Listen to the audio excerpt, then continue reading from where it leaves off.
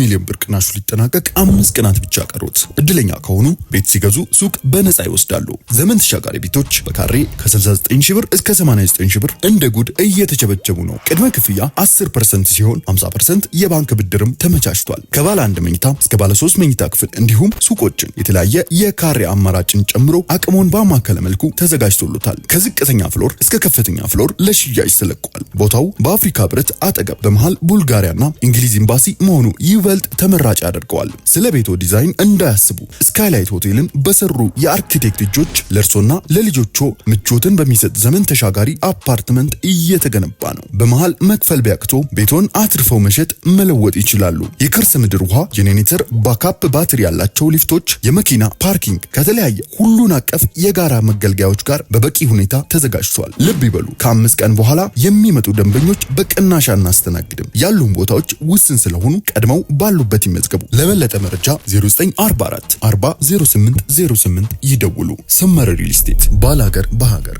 እጅግ አስደንጋጭ ተግባር። አንድ የህዝብ አገልጋይ ፖሊስ በቤተ ክርስቲያን ግቢ ውስጥ ራሱን አጥፍቶ ተገኘ። በዋና ከተማዋ አዲስ አበባ እምብርት በሚገኘው ቤተ ክርስቲያን ግቢ ውስጥ ዛሬ እጅግ ልብ የሚሰብር ድንገተኛ መላውን ማህበረሰብ በከፍተኛ ድንጋጤ ያናወጠ አሳዛኝ ክስተት ተፈጽሟል። ይህ ክስተት እንደ ሰደድ እሳት በአካባቢው በማህበራዊ ሚዲያ ላይም በፍጥነት እየተሰራጨ ሲሆን በብዙዎች ዘንድም ትልቅ ሀዘንና ጥያቄን ወልዷል። ታዲያ ይህ የህዝብ አገልጋይ ፖሊስ ራሱ ላይ እንዲህ በጭካኔ ያስወሰነው ምክንያት ምን ይሆን? በየትኛው ቤተክርስቲያን ውስጥስ ራሱን አጠፋ? የሚሉትን በዝርዝር መረጃችን ይዘናል። ታድምጡታላችሁ። በነቢያቱና በሐዋርያቱ ላይ ያልታሰበ ዱብዳ ወርዷል። ራሳቸውን ነብይ ሐዋርያ በማለት የሚጠሩ ግለሰቦችን ተከትሎ ያልተጠበቀ መግለጫም ተላልፏል። ከሰሞኑ በትንቢት ምክንያት ራሱን ያጣው ግለሰብን ተከትሎ ነብይ መሰረት የገደለው ቤተሰብን ይቅርታ መጠየቅ አለበት፣ ስለሚሞቱ ስለሚፈርሰው ትዳር ኃላፊነት መውሰድ ያለባቸው እኚህ ሌቦች ናቸው። ሐዋርያ ነኝ ብለው ራሳቸውን የጠሩ እኚህ ግለሰቦች አይደለም ሐዋርያ አቶ ብሎ መጥራት ይከብዳል በማለትም ቁጣን ያዘለ አስቸኳይ መልእክትም ተላልፏል። ታዲያ ለነብይ መሰረት ታዬ የተላለፈው መልእክት ምን ይሆን? የነብዩ ምላሽስ ምንድነው? የሚሉትን በመረጃችን ይዘንላችኋል። በቆይታችሁ ታርሙሳላችሁ። በሌላኛው መረጃችን በሆሳና ከተማ የተፈጸመው አሰቃቂ የጅምላ ጭካኔና የግድያ ድርጊት የወንጌል አማኞችና የቤተ ክርስቲያን መሰረታዊ አስተምሮን የሚገዳደር መንፈሳዊና ማህበራዊ ቀውስን ያስከተለ አሳዛኝ ተግባር ተፈጽሟል። በእብድ ውሻ መከላከያ ሰበብ የቤት እንስሳት ላይ የተፈጸመው ግድያም ወደር አልባ ሆኗል። ጉዳዩን በተመለከተ እኛም በስፍራው የተፈጸመውን እውነት ይዘን ቀርበናል። እንዲሁ በቆይታችሁ ታርሙሳላችሁ።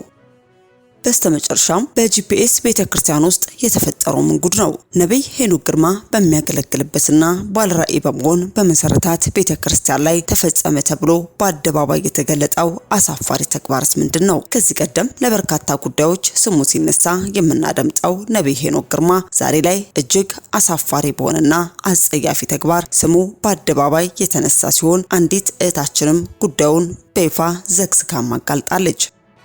ነብይ ሄኖክ በድብቅ የፈጸመው ነገር ግን በአደባባይ በህዝብ ፊት የተጋለጠው አስነዋሪ ድርጊቱ ምን ይሆን? ይህችስ እህት ምን ስትል ተናገረች? በነብዩ የደረሰባት ግፍና በደልስ ምን ይመስላል? የሚሉትን ቃል በቃል ከአንደበቷ የምናስደምጣችሁናል። እስከ መረጃው ፍጻሜ አብራችሁን ቆዩ።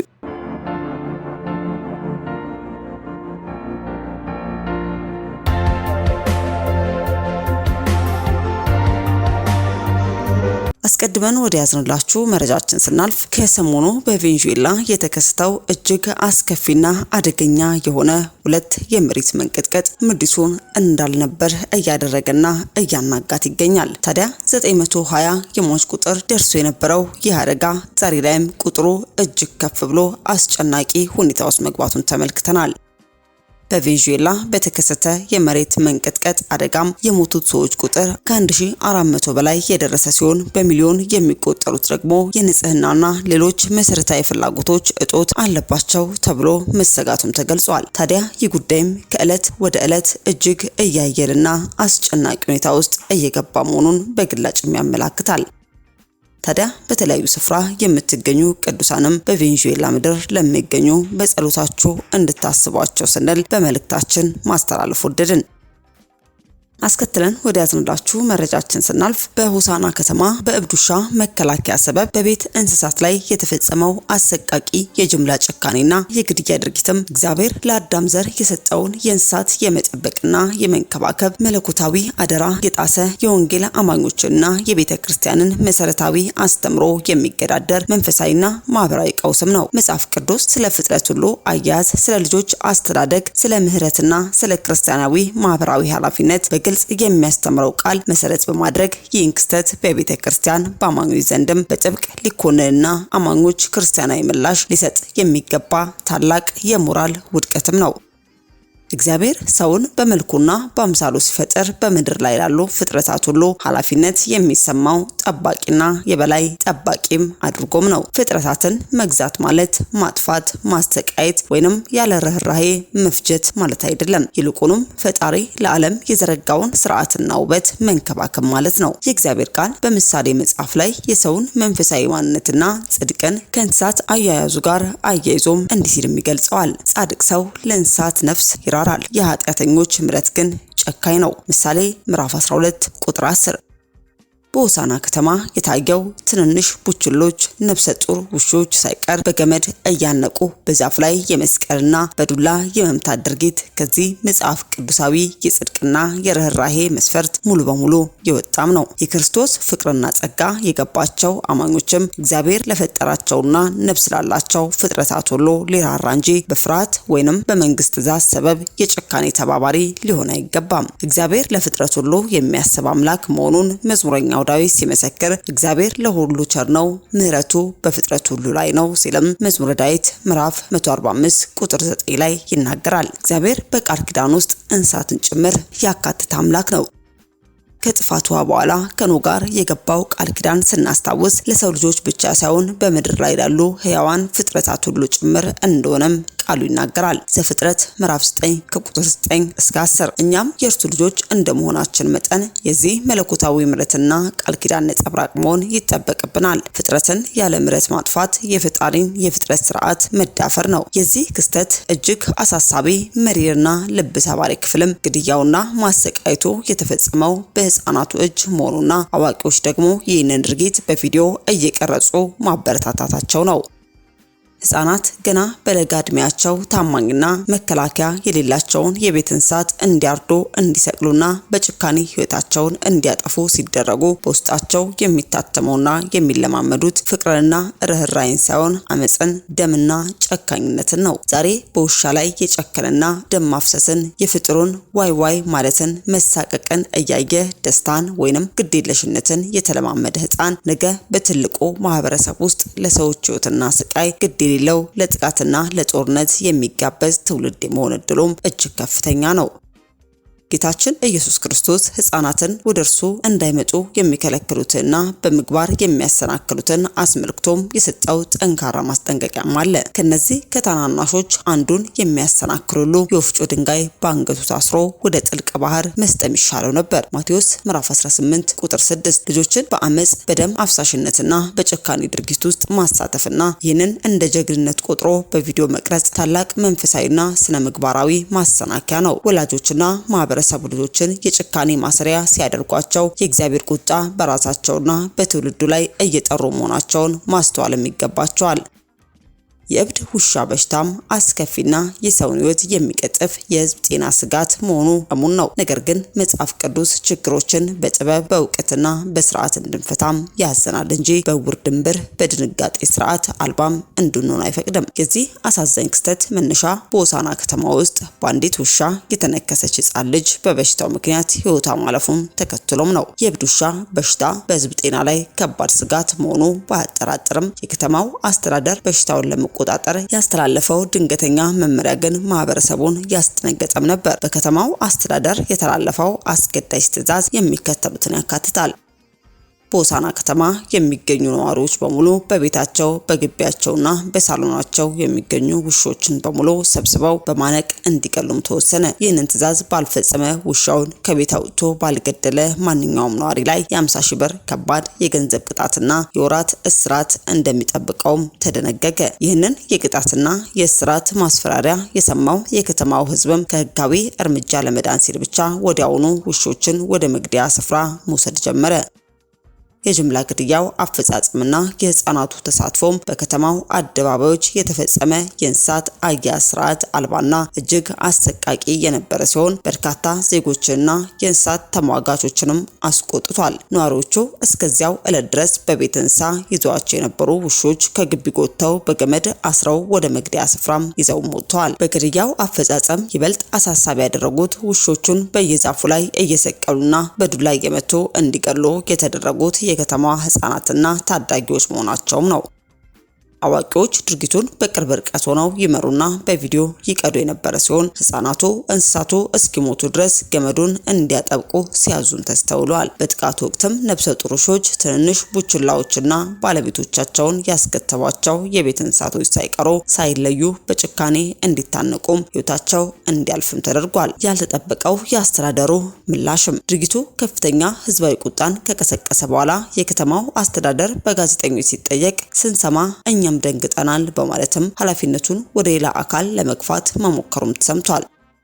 ይህ ክስተት የቤት እንስሳትን ከማጣት ባለፈ በማህበረሰብ ውስጥ በርካታ የረጅም ጊዜ አደጋዎችን ጥሎ ያልፋል ተብሎም ይፈራል። ህፃናት ገና በለጋ እድሜያቸው መከላከያ በሌላቸው እንስሳት ላይ እንዲህ አይነቱን የኃይል ድርጊት እንዲፈጽሙ መደረጉም ርህራሄ ያሳጣቸዋል። ዛሬ በቤት እንስሳት ላይ ጨክኖ ደም ማፍሰስን፣ ማሰቃየትን የተለማመደው ታዳጊ ነገ በማህበረሰብ ውስጥ ለሰው ስቃይና ግድ የሌለው የአመፅ ዝንባሌ ሊያዳብር እንደሚችል የስነ ልቦና ባለሙያዎች ያስጠነቅቃሉ። ሻሎም ሚዲያም በሆሳዕና ከተማ በእብድ ውሻ ሰበብ የተፈጸመውን ህፃናትን ለአሰቃቂ አመፅ ያጋለጠውን የቤት እንስሳ የጅምላ ጭካኔ በጽኑ እናወግዛለን። የህዝብ ጤናን ለመጠበቅ የሚወሰዱ እርምጃዎች ሁሉ ሰብአዊነትና ሳይንሳዊ መርሆችን የተከተሉ መሆን እንዳለባቸውም እያሳሰብን ይህ ከህግ ከስነ ምግባር ውጭ የሆነ የግድያ አዋጅ በአስቸኳይ እንዲቆም በምትኩም በክትባት ላይ የተመሰረቱ ስልጡን መፍትሄዎች እንዲተገበሩ በጥብቅ እንጠይቃለን።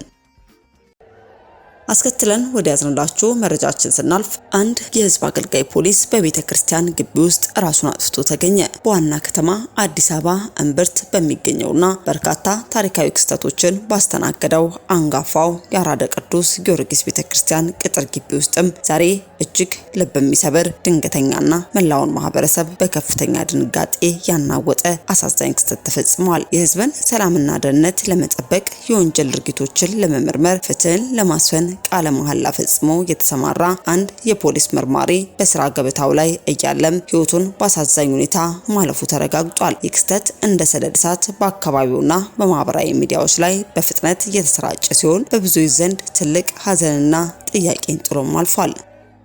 ጉዳዩን ይበልጥ አነጋጋሪ፣ አሳዛኝና ለአእምሮ ለመቀበል አስቸጋሪ የሚያደርገው ግን ድርጊቱ የተፈጸመበት ቦታና የተከናወነበት ሁኔታ ነው። ከታማኒ የውስጥ ምንጮች በተገኘው መረጃ መሰረት ይህ ግለሰብ በፖሊስ መዋቅር ውስጥ በኃላፊነት የሚሰራ መርማሪ የነበረ ሲሆን ከመሞቱ አስቀድሞ በነበሩት ሰዓታት ውስጥ ምንም አይነት ያልተለመደ ባህሪ፣ የጭንቀት ስሜት ወይንም ግራ መጋባት በግልጽ ሳይታይበት ነው ወደ ቅድስት ቤተክርስቲያኗ ግቢ ያመራው። የዓይን እማኞች እንደገለጹት ግለሰቡ ወደ ቅጥር ግቢው የገባበትና የተንቀሳቀሰበት ሁኔታ እጅግ የተረጋጋና የተለመደ ከምዕመናን እንቅስቃሴ የማይለይ በመሆኑ ማንም ሰው ይህን የህግ አስከባሪ በመጨረሻ ሰዓት እንዲህ አይነት አስከፊና የመጨረሻ ውሳኔ ይወስናል ብሎ የጠረጠረ ወይንም የገመተ አልነበረም።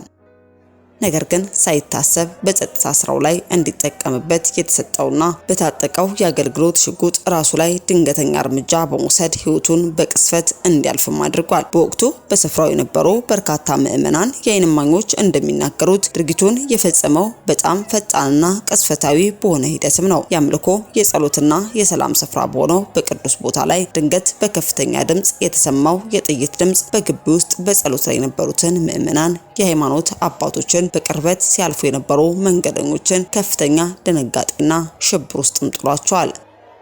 ምን እንደተፈጠረ ለማወቅ በተደረገው ሩጫም የፖሊስ መርማሪው ደም ውስጥ ሆኖ መገኘቱን የአካባቢው ድባብ ሙሉ በሙሉ ወደ ሀዘን ቀይሮታል። ድርጊቱን ተከትሎ በቤተ ክርስቲያኗ ቅጥር ግቢ በዙሪያ ባሉ መንገዶች ላይ ለተወሰነ ጊዜ ከፍተኛ የሁከት፣ የጩኸት፣ የድንጋጤና የግርግር ሁኔታ ተፈጥሮ እንደነበር ለመታዘብም ተችሏል። ይህ እጅግ አሳዛኝ ክስተት ከተሰማበት ቅስፈት ጀምሮ ከፍተኛ የፖሊስ ምርመራ ቡድኖችና የፎረንሲክ ባለሙያዎች በፍጥነት በስፍራው በመገኘትም አካባቢውን ከለው ዝርዝር ምርመራቸውንም በይፋ ጀምረዋል። ህዝብንና ሀገርን ከጥቃት እንዲከላከል የተሰጠውና ባደራ የታጠቀው መሳሪያም ወደ ራሱ አካል እንዲዞርና የገዛ ህይወቱን እንዲቀጥፍ ያደረገው ዋናው በስተጀርባ ያለው ሚስጥር ወይንም ምክንያት ምን ሊሆንስ ይችላል? ይህ በአሁኑ ሰዓት የሁሉም ሰው አነጋጋሪ ጥያቄ ሆኗል። መርማሪው ለምን እንዲህ አይነት አሳዛኝና ጥልቅና አስደንጋጭ ውሳኔ ላይ ለመድረስ እንደተገደደ የሚያሳዩ ግልጽ ፍንጮች ወይንም ማስታወሻዎች እስካሁን በይፋ አልተገኙም። በአሁኑ ሰዓት የጸጥታ አካላቱ የሟቹን የቅርብ ጊዜ የስራ ጫናዎች፣ በምርመራ መዝገቦች ዙሪያ የነበሩ ጥረቶችን፣ የግል ህይወቱን እንዲሁም ማህበራዊና ስነልቦናዊ ሁኔታዎችን በጥልቀትና በስፋት በመመርመር ላይ እንደሚገኙም አስታውቀዋል። የአስደንጋጭ መረጃ እስካሁን ባለው ሁኔታ ከተለያዩ የዓይን እማኞችና የውስጥ መስመሮች የተጠናከረ ሲሆን ለወደፊት ከሚመለከታቸው የጸጥታ አካላትና ከፖሊስ መምሪያ የሚወጡ ይፋዊ መግለጫዎችን እንዲሁም አዳዲስ የምርመራ ውጤቶችን በቅርብ ተከታትለን ወዲያውኑ የምናደርሳችሁ ይሆናል። አስከትለን ወደ ያዝንላችሁ መረጃችን ስናልፍ መጋቢ ታሪኩ በኒቆዲሞስ ሾው ላይ ቀርበው እንዲህ ሲል ተናገረ። ሐዋርያ ነኝ ብለው ራሳቸውን የጠሩ እነዚህ ግለሰቦች አይደለም ሐዋርያ አቶ ብሎ መጥራት ይከብደኛል። ነብይ መሰረት የገደለውን ቤተሰቡን ይቅርታ መጠየቅ አለበት። ስለሚሞተው ስለሚፈርሰው ትዳር ኃላፊነት መውሰድ ያለባቸው እኚህ ሌቦች ናቸው በማለትም መጋቢ ታሪኩ ቴዎድሮስም ባደረገው ቃለ መጠይቅ ላይ ተናግሯል። ሐዋርያ ነኝ ብለው ራሳቸውን የጠሩ እነዚህ ግለሰቦች አይደለም ሐዋርያ አቶ ብሎ መጥራት ይከብደኛል። እኔ ጸልይለት ኦክሲጅኑን አንሳብየው ሰውየው ሳይፈወስ ቀርቶ ሞተ። እኔ ተጠያቂ ካልሆንኩ ማን ተጠያቂ ሊሆን ነው? መሰረት ማድረግ የነበረበት መጀመሪያ ቤተሰቡን ሄዶ ይቅርታ መጠየቅ፣ መጀመሪያ ደግሞ እግዚአብሔር ፊት ንስሐ መግባት ነበረበት። ከነጭራሹ ምንም የሌላቸው መንፈሱ የሌለባቸው ምንም የማይታይባቸው ላይፋቸው ህልማቸውም ገንዘብ፣ ክብር ላይ ሆኖ ነብይ መሆኑ የሚታወቀው የሚናገረው ሲፈጸም ነው። አንድ ሰው ሐዋርያ ብለን የምንለው በህይወቱ የሐዋርያነት ምልክት ሲታይ ብቻ ነው። ኃላፊነት መውሰድ ያለባቸው እነኚህ ሌቦች እኚህ ስለሚሞተው ሰውም ስለሚፈርሰው ትዳር ስለሚጎዳው ቤተሰብ ምንም አይነት ደንታ የላቸውም። የሚፈልጉት ገንዘባቸውን ብቻ ነው። ይሄ ውንብድና ነው። በመንፈሳዊ ነገር ኃጢአት ነው። በክርስቶስ ስም በባለስልጣን ስም እዩዋሹ ነው። በህግ ወንጀል ነው። እነዚህን ሊያስቆም የሚችል ህግና ህግ ብቻ ነው በማለትም መጋቢ ታሪኩ ቴዎድሮስም በነብይ መሰረት ታጌና እንዲሁም ራሳቸውን ነብይና ሐዋርያ ብለው በሾሙ ግለሰቦች የሚፈጸሙትን አላስፈላጊ ሆኖ ተግባራትን በመቃወምም እንዲህ ባለ መልኩም ሐሳቡን ሰጥቷል። በስተመጨረሻ ወደ ያዝንላችሁ መረጃችን ስናልፍ በኢትዮጵያ በክርስትና ስም እየተደረጉ ያሉት መንፈሳዊ አገልግሎቶች ከመንፈሳዊ ውሃ ልካቸው ወጥተው ብዙ እያወዛገቡ ይገኛሉ። በተለይም ለምዕመናን ፈውስን፣ ባጋንንት ለታሰሩ መፈታትን እናጎናጽፋለን የሚሉ መንፈሳዊ አገልጋዮችም ሁሉም ባይባሉም አንዳንዶቹ በመንፈሳዊ ሚዛን ይቅርና ከሞራል አንጻር እንኳን ተመዝነው ውድቅ ሊሆኑ የሚገባቸው አስነዋሪ ተግባራትን ሲፈጽሙ እየታዩም ነው። በመንፈሳዊ ስም ለታማሚ የታዘዘ መድኃኒትን አስተው ታማሚውን ለከፋ ህመም ብሎም ለሞት ጭምር የሚዳርጉ አገልጋዮች በየቦታው እንዳሸን በዝተዋል። የሐሰት ትንቢት ተናግረው ቤተሰብን የበተኑ ባልና ሚስትን ያፋቱ ብሎም በሀገር ደረጃ ሳይቀር ሰላምን የሚነሳ ተግባርን ይፈጽሙም አሉ። መጽሐፍ ቅዱስ ትክክለኛ እንዲሁም ሐሰተኛ ነቢያት ያሉ መሆናቸውን አስረግጦ ይናገራል። ታዲያ ይህን ያልነው ያለ ምክንያት አይደለም።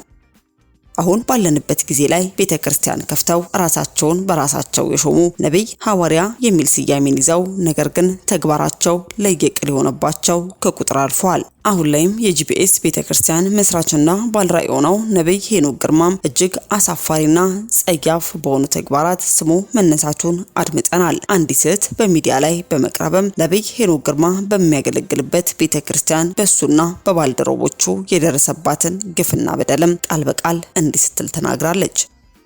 እዛ ቸርች ውስጥ ስጡ ካልሰጣችሁ አላገለግልም እስከ ማለት የሚደርስ ሰው ነው። ለቤት ክራይ ብዬ የያዝኩት ገንዘብ ነበረኝ። ያም 11,000 ብርን ሰጥቼ በ1,000 ብሩ ደግሞ የሚሸጡት ዘይትን ገዝቼም ሄድኩኝ። በዚህ ጊዜ ነቢይ ሄኖክ ስልኳን ያዙት ብሎም ቁጥሬን ተቀበለኝ። በሌላ ጊዜም ቢሮ ብለው ገስት ሃውስ ቀጠሩኝ። ወደ ውስጥ ገባ ስለ ህይወት ጠየቀኝ። እያንዳንዱን ነገር ነገርኩት።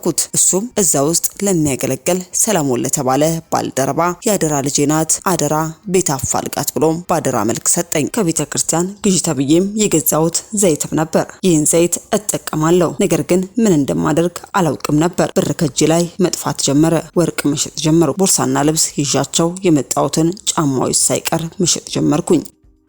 ነገር ግን ብሩ የት እንደሚገባ አላውቅም ነበር። በውስጤ ግን ይህ ዘይት የታምራት ነው ወይንስ የመዝረፊያ የሚል ጥያቄም ፈጥሮብኝ ነበር። በእነሱ ምክንያት የምኖርባት እህትን ትቼ ወጥቼም ጓዜን ጠቅልዬ ይህ ሰለሞን የተባለ ግለሰብ ጋር ከቤተሰቦቹ ጋር መኖር ጀመርኩ። ይህ ሰው በቸርች ውስጥ ያገለግላል እንጂ ይጠጣል፣ ያጭሳል። ይህን ደግሞ ነቢይ ሄኖክም ያውቃል። እነሱ እጅ ለእጅ ተያይዘው ህይወቴን አበላሹት። በአንድ እሁድ ቀን ላይ ጠጥቶ መጥቶ ብዙ ነገር አበላሸ። ይህን ደግሞ ለነቢይ ሄኖክ ነገርኩት። ነገር ግን ምንም የለወጠው ነገር የለም። ይባስ ብሎ እኔን ማስፈራራት፣ እንገልሻለን እስከ ማለትም ደርሰዋል በማለትም በነቢይ ሄኖክ ቤተክርስቲያን ውስጥና በአገልጋዮች የደረሰባትን ግፍና መከራም ትናገራለች። ይህቺት የደረሰባት ምንድነው የሚለውን ቀሪውን ከአንደበቷ እንድታደምጡ ጋበዝን። ከዛ መጨረሻ ላይ ልክ በ4 ቀን ምናምን እዛ ተቀምጬ ወደዛ እንዲሄድ አንድ ሰው ጠቆመኝ። ሌላም ሰው ደግሞ እንዳልሄድ አደረገኝ ወደ ቸርቹና ይጸለያል ምናምን ነገር ስለተባለ እሱ ጋር ሄድኩኝ። ደወልኩ ስልክ ጂፒኤስ ሩዋንዳ ጂፒኤስ ቲቪ ላይ ደውዬ ስጠይቅ ነብይ ነው ከአሜሪካ ነው አሉ። ከዛ አሜሪካ ነው ተብሎ የሚመጣው አርብ ነው ምናምን ነገር ተባለና እስኪ አርብ ነግቶ ሆነ እግዚአብሔር ይናገረኛል አልኩኝና ያችን ቀን ጠብቄ ሄድኩኝ። ሲሄዱን አርብ ጧት መጡ። እዛ ማገልገል ጀመረን። የምዛ ቸርች ገባሁ። እዛ ቸርች ገብቼ አርብ ቀን የመጀመሪያ ቀን 11,000 ብር ነው እዛ ጋር የሰጠው። ስጡ ነው የሚል ያስገድዳል ሁሉ እውነት ለመናገር የእግዚአብሔርን ቃል አስገድደ ከሰው ብር ተቀብለ አይደለም ልትሰራበት የምችለው የሌብነት ካልሆነ በስተቀርና ስጡ ካልሰጣችሁ አትባረኩም ይሆን አላገለግልም አይነት ነገር የሚናገረው ንግግር አለ። ከሱ እኔ በቪዲዮ ሳይሆን እኔ በአካል ሁሉ የተረዳሁት ማለት ነው። አምጡ ሰው ካልሰጠ እንዲህ እንኳን አንገትህን ተደፋ ቀና ብልና ብር ስጥ እንጂ ለምን አንገትህን ትደፋልክ ነው የሚለው። ይሄ ማለት ይሄ የኃይል እንጂ የእግዚአብሔር ቃል አይደለም። ከዛን በቃ የዛን ቀን ያለኝ ያስኩት ብር ነበረ። በቤት ኪራይ ብዬ ነበር ያስቀመጥኩትኝ። ያቺ ምሰራባት ብዬ ደግሞ ያስቀመጥኳታለችና ያንን ብር 11,000 ብሩን አንስቼ ሰጠው። በ1,000 ብሩ ዘይት ገዛው። ዛ ቪዲዮ ላይ የተወከወነ መጀመሪያው ቪዲዮ ላይ እሱ ዘይት ገዛው። ያንን ብር ሰጥቼ ስልኳን ያዙት አለ እሱ። ፓስተሩን ጠራና የቤዛን ስልክ ያዙት ምናምን ነገር አለ። ከዛ ስልክ ተያዘ። ያንን ብር ሰጥ በቃ ብር ያለ ይመስላቸው በየቀኑ ለመዝረፍ ነበር የነሱ ሐሳብ። እሺ ከዛም በኋላ ላይ ፓስተሩ ስልኬን ያዘው። ማክሰኞ ቀን ይጸልይልሻል፣ ገስት ሃውስ ትመጫለሻል። ቢሮ ነው የሚሉት እነሱ፣ ግን ቢሮ አይደለም ገስት ሃውስ ነው። በዚህ አጋጣሚ ህዝቡ እንዳይቀው ፈልገው ቢሮ ነው የሚሉት እነሱ፣ ግን ቢሮ አይደለም ገስት ሃውስ ነው። ቢሮ ውስጥ ላይ ካሜራ ይኖራል። እነሱ ግቢ ያለው ውጭ ላይ ነው ካሜራ ያለው እንጂ ግቢ ውስጥ የለም። ውጭ ላይ ማለት መንገደኛውን የሚያይ ብቻ ነው። ውስጥ ላይ ግን ካሜራ አይደለም። ሴት ልጅ እዛ ውስጥ ገባ ማለት ምን ሊያስብ እንደሚችል ሴት ልጅ ሁሉ የታወቀ ነው። ምክንያቱም በቃ ሻወር ቤት አለ፣ ትልልቅ ገንዳ አለ፣ ሳሎን አለ፣ የሆነ ድብብቅ ክፍሎች፣ ብዙ ክፍሎች ናቸው ያሉት። ያው የእግዚአብሔር ሲጠብቅ ነው። ከዛም በኋላ ማክሰኞ ቀን ተቀጠርኩኝ፣ ሄድኩኝ። ሲሄድ ፕሮፌቱ ገና አልነበረም። ከፓስተሩ ጋር ቁጭ ብለን እያወራን ፕሮፌቱን ጠበቅ ነው። እሺ ከሱ ጋር እያወራን ለካን እሱ በሌላ መግቢያ ስላለው ገብቶ ቢሮ ቁጭ ብሏል፣ ፕሮፌቱ ማለት ነው። እሺ ከዛ ተነሽ በቃ አለ እኮ ፕሮፌት ገብቷል ሲሉኝ እዚህ ደብቀው ነው እንዴ ታዲያ የለም ይያሉ ነበር ብዬ በውስጤ ነው ለብቻዬ ነው ማወራው። እዛ ውስጥ ብዙ ናቸው ያሉት፣ ወንዶች ናቸው ጠቅላላ አገልጋይ የሚባሉት እነ ቅዱሴና ማንነ አቤሌዘር አለች አንድ ሴት ጸጉሯ ፍሪዝ በጣም የዛቱብኝ። እንደውም አቤሌዘር የሚባለው ይሄ ቪዲዮ ላይ መጨረሻ ላይ ሰምተው ከሆነ ራሱ ባለፈው እሱን አላገናኝም ያለው እሱ ወንድ በቃ ብሎ በጣም የዛተብኝ እሱና ሴቷ አለች እኔ ሪቾ የምትባል ጸጉሯ ፍሪዝ ማይክ ምትይዛውን እሺ። እና ብዙ አገልጋዮች በእኔ ላይ ይዘውብኛል፣ ግን አልተከበሩትም እግዚአብሔር እኔን ስለማያስነካኝ ማለት ነው። ከዛን ገባሁኝ እዛ ቢሮ ፕሮፌቱ ገብቶ ነብዬ ነው ግርማ እዛ ሲገባ ገባሁ ተጠርቼ ግቢ በቃ መጥቷል ተባልኩ። ገብቼ ላይፌን ጠየቀኝ። እኔ ማቀው አንድ የእግዚአብሔር መንፈስ ቅዱስ ያለበት ሰው ልክ እንደገባ ይናገራል። ሲናገርክ ላይፍ ግን ተደነግጣለህ። ምክንያቱም እንዴት ተናገረኝ ጌታ አገኘኝ ብለህ። እሱ ግን መጀመሪያ በደንብ አድርጎ ላይፌን ጠየቀኝ። እንዴት እንዳደኩኝ ምን አይነት ህይወት እንደነበርኩ ወደዛ ሀገር ስትመለሻለሽ ወይ ብሎ ጠየቀኝ። ሲለኝ አልመለስም እኔ እዚህ የመጣሁት ያው እንድትነግረኝ ነው አልኩትኝ። ከዛ በቃ እስኪ አውሪ ብሎ ማውራት ጀመረ። ሁሉን ላይፌን ስነግረው መጨረሻ ላይ እስኪ እንጸልይ ብሎ እዛው እንደገብቶም 10,000 ብር ሰጠሁት። እዛ ውስጥ ድጋሚ 10,000 ብር 10,000 ብሩን እዛው እንግዲህ ካሜራ የሌለበት ቦታ ነው። 10,000 ብሩን እዛው ነው የሰጠሁትኝ። እነሱም አልካዱም። የሆነ ሰዓት ላይ እንመጣበታለን ያንን ብር መልሰዋል። ሚዲያ ሊድ ነው ብዬ ሳወራ ያችን 10,000 ብር ቶሎ ብሎን ትራንስፈር ያደርጓት ውስጥ የሰጠሁትን ማለት ነው። ከዛ እዛ ውስጥ ገብቼ ላይፌ በደንብ አድርጎ ነው የጠየቀኝ። ያው ከእንዴት እንዳደግኩ ነገርኩት። በቃ እኔ በመንግስት እርዳታ በመንግስት እጅ አደግኩት። ፕሮፌት ነው እንጂ ሄኖክ ግርማ እሱ ነው እንደዛ ያለኝ። ጸልያለሁ ብሎ ተነስቶ ላይፌን ከነገርኩት በኋላ እሱ ነው እንትን ያለኝ። ከዛን መጨረሻ ላይ ሰለሞን ተጠራና ቤት ትፈልጋለች ቤት አፋልጋት አደራ ተብሎ ተሰጠለ። እሱም ደግሞ ከኔ አልፋታ ማለት ተይዛኔ አደራ ሰጥቶኛል ፕሮፌት አለቅም ብሎ ከኔ ምንም የሚላቀቅ ልጅ አይደለም። የሆነ ድግማት ያለበት ልጅ ነው የሚመስለው። የዛኔ ራሱ ዘይቱ ቸርች ያለው ነው የወሰድኩት። እሱን ዘይቱን እጄ ላይ ስለገባ የሆነ አንቀጭቅጮ ምንም ማደርገውን አላውቀውም። ሳንቲሙ ከእጄ ላይ መጥፋት ጀመረ። ወርቅ መሸጥ ጀመርኩኝ። ቦርሳ ሸጥኩኝ። ልብስ ከዛ ያመጣሁት ምንም ያልተፈታ ልብስ እየወሰድኩ 22 ነው እያመጣሁ የሸጥኩት።